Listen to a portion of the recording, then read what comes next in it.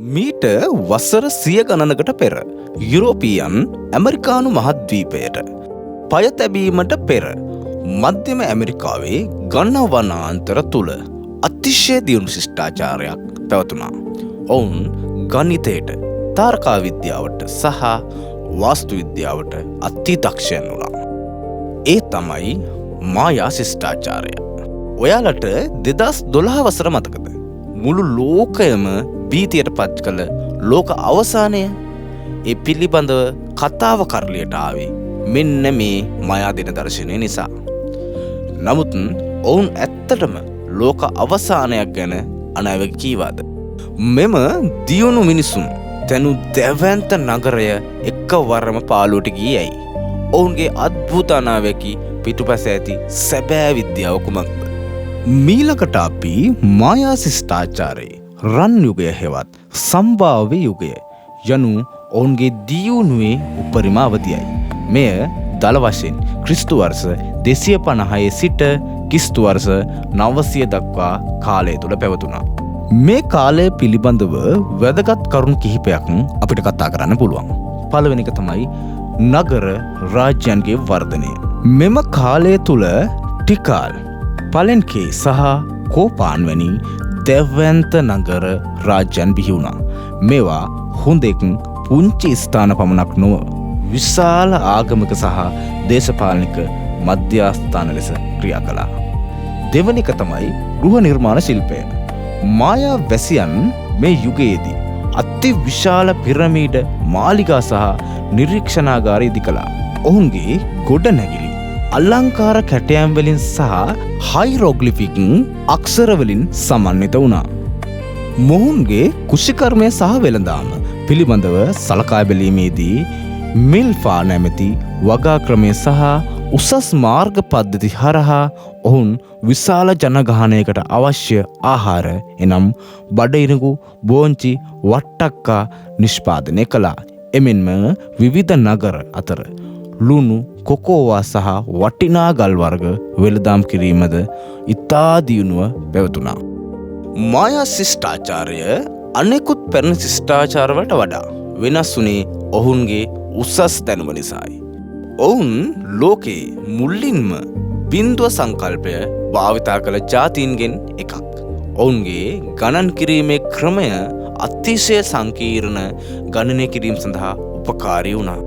ඔවුන්ටම ආවේනික වූ රූපාක්ෂර පද්ධතියක් තිබුණා.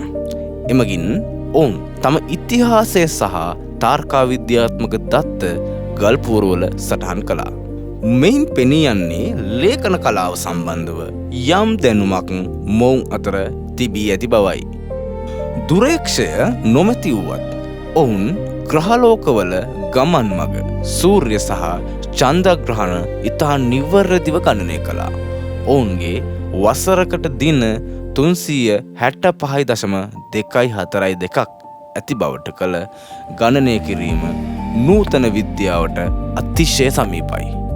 මායා තාර්කා විද්‍යාවේ තවත් ප්‍රධාන ලක්ෂණයක් තමයි ආගම සහ තාර්කා විද්‍යාව අතර ඇති සම්බන්ධය. මායා වැසියන්ට තාර්කා විද්‍යාව යනු හොඳෙක්ම විද්‍යාවක් පමණක් නොව එය ඔවුන්ගේ ආගමේ කොටසක් වුණා. තාරකා, ග්‍රහලෝක සහ සූර්යයන් යන දෙවිවරුන්ගේ ගමනාගමනය ලෙස ඔවුන් විශ්වාස කළා. ඒ නිසා පූජකවරුන් නිරන්තරයෙන් අහස දෙස බලා දෙවියන්ගේ පණිවිඩ තේරුම් ගැනීමට උත්සාහ කළා. එමෙන්ම සිකුරු ග්‍රහයා කෙරෙහි තැබූ විශේෂ අවධානය මායාවැසියන් වඩාත්ම වැදගත් කොට සැලකුවේ සිකුරු ග්‍රහයයි. ඔවුන් සිකුරු ග්‍රහයාගේ ගමන ඉතා නිවැරදිව ගණනය කළා. ඔවුන්ට අනුව සිකුරු වසරක කාලය දින 584ක් වුණා. නූතන විද්‍යාවට අනුව එය දින 583.92ක්. යුද්ධය ප්‍රකාශ කිරීමට සහ ආගමික උත්සව පැවැත්වීමට ඔවුන් සිකුරුගේ පිහිටීම පදනම් කරගත්තා. මීළඟට අපි සූර්යයා සහ චන්ද්‍රයා නිරීක්ෂණය බලමු.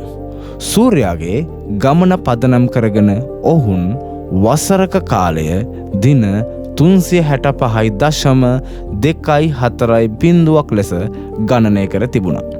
නූතන විද්‍යාව පවසන්නේ එය දින 365.242 බවයි. මේන් පෙනී යන්නේ ඔවුන්ගේ ගණනය කිරීම කොතරම් සූක්ෂමද යන්නයි. එමෙන්ම චන්ද්‍රග්‍රහණ සහ සූර්යග්‍රහණ සිදුවන කාලවකවානු කල්තියා පුරෝකථනය කිරීමට මොහුන් සමත් වුණා. මීළඟට අපි බලමු ගෘහ නිර්මාණ ශිල්පය සහ අභ්‍යවකාශය පිළිබඳව. මායා පිරමීඩ සහ මාලිගා ඉදිකලේ තාරකා විද්‍යාත්මක සිදුවීම් වලට අනුකූලවයි. උදාහරණයක් වශයෙන් චිචෙන් ඉට්සාහි පිහිටි එල් කැස්ටිලෝ පිරමීඩය සූර්යයා උදාවන දිශාව සමග සමපාත වනසේ සකසා තිබේ. ඇතැම් ගොඩනැගිලිවල ජනල් නිර්මාණය කර තිබුණේ වසරේ නිශ්චිත දිනවලදී පමණක් කිසියම් තරුවක් පෙනෙන පරිදි. ඔවුන්ගේ පිරමීඩ පවා නිර්මාණය කළේ තාරකා පිහිටීමට අනුවයි. චිචෙන් ඉට්සාහි කුකුල්කාන් පිරමීඩේ සම්මකාලීන දිනවලදී සෙවනැල්ල මගින් මහා සර්පයෙකු පහළට බසින අයුරු නිර්මාණය කිරීමට ඔවුන්ගේ ඉංජිනේරු විද්‍යාවේ විශ්මිත බව පෙන්නවා. දැන් අපි බොහෝ දෙනෙක් කලබල කළ 2012 අනාවැකිය ගැන බලමු. මායාවරුන්ට දිනදර්ශන කිහිපයක් තිබුණා. ඉන් එකක් තමයි ලෝන් කවුන්ට් දිනදර්ශනය. බක්තුන් දිනදර්ශනය සලකා බැලීමේදී මෙම දිනදර්ශනය චක්‍රවලින් සමන්විතයි. 2012 දෙසැම්බර් 21 වෙනිදා අවසන් වුණේ ඔවුන්ගේ 13 වැනි බක්තුන් චක්‍රයයි. මායාවරුන්ට අනුව මෙය ලෝක අවසානයක් නොව තවත් යුගයක ආරම්භයක්. එය හරියටම අපේ සාමාන්‍ය දිනදර්ශනයක දෙසැම්බර් 31 අවසන් වී ජනවාරි 1 ආරම්භ වීම වැනි දෙයක්. ඔවුන් විශ්වාස කළේ කාලය රේඛීය නොව චක්‍රීයව ගමන් කරන බවයි. ඔවුන්ගේ අනාවැකි වලින් කියවුනේ මිනිසාගේ ආධ්‍යාත්මික වෙනසක් සහ ස්වභාව ධර්මයේ සමග අලුත් සම්බන්ධතාවක් ඇතිවෙන බව මිස ලෝකය විනාශ වන බව නොව. මායා ශිෂ්ටාචාරයේ විශාලතම අභිරහස වන්නේ ඔවුන්ගේ හදිසි පරිහානියයි. ක්‍රිස්තු වර්ෂ 817 අතර කාලයේදී දියුණු නගරවැසියන් තම නගර අතහැර වනාන්තරයකට ගියේ ඇයි? මෙහිදී ප්‍රධාන න්‍යායන් කිහිපයක් පිළිබඳව සලකා බලන්න පුළුවන්. පළවෙනි එක තමයි මහානියකය.